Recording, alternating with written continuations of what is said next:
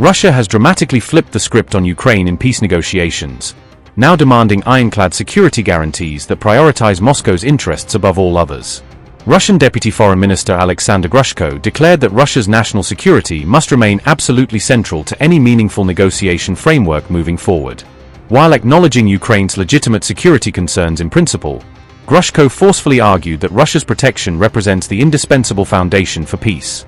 Alexander Grushko delivered these pointed comments to Russian media outlets on February 10, as widely reported by the Kiev Independent News Service tracking the conflict.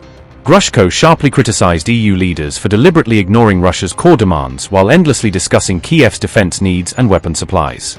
Grushko indicated Russia's long-standing and non-negotiable demands have remained consistent since the very outset of the full-scale 2022 invasion of Ukraine. One of Moscow's most significant and inflexible conditions remains permanently barring Ukraine from ever joining NATO as a full alliance member in perpetuity. Moscow has consistently framed NATO expansion through sovereign Kiev territory as an existential threat to Russia's vital strategic buffer zone along its western flank.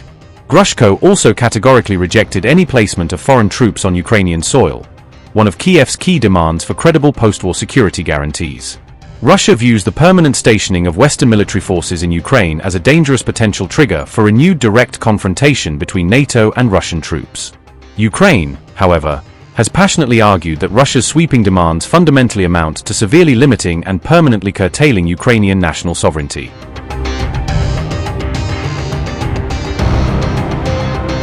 Russian comments arrived precisely when diplomatic activity has dramatically intensified through secret trilaterals involving key international mediators. The most recent round of high-level negotiations reportedly took place in Abu Dhabi between February 4 to 5, marking accelerated progress toward potential settlement talks. These complex multilateral talks are expected to continue intensively this week, with strong indications the next critical phase could shift directly to US territory. Ukrainian President Zelensky revealed Washington urgently wants the grinding war to conclusively end by June, with both warring sides invited for direct talks next week. Our negotiating team reported today after 2 days of meetings and talks in the Emirates with the American side and the Russian side. I am awaiting the team's return to Kiev for a comprehensive rundown, as many aspects are impossible to discuss by phone. From what I can already divulge now, further meetings are planned, most likely in America. We are ready to take part in any working formats which can really bring peace closer and make it sound and lasting. Such a peace that deprives Russia from its appetite to pursue the war further. It's important that this war ends in a way so as Russia is not rewarded for aggression.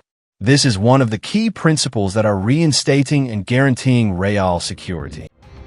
Meanwhile, Russia has relentlessly continued its devastating attacks targeting Kiev's fragile energy infrastructure, deliberately causing widespread rolling blackouts across cities.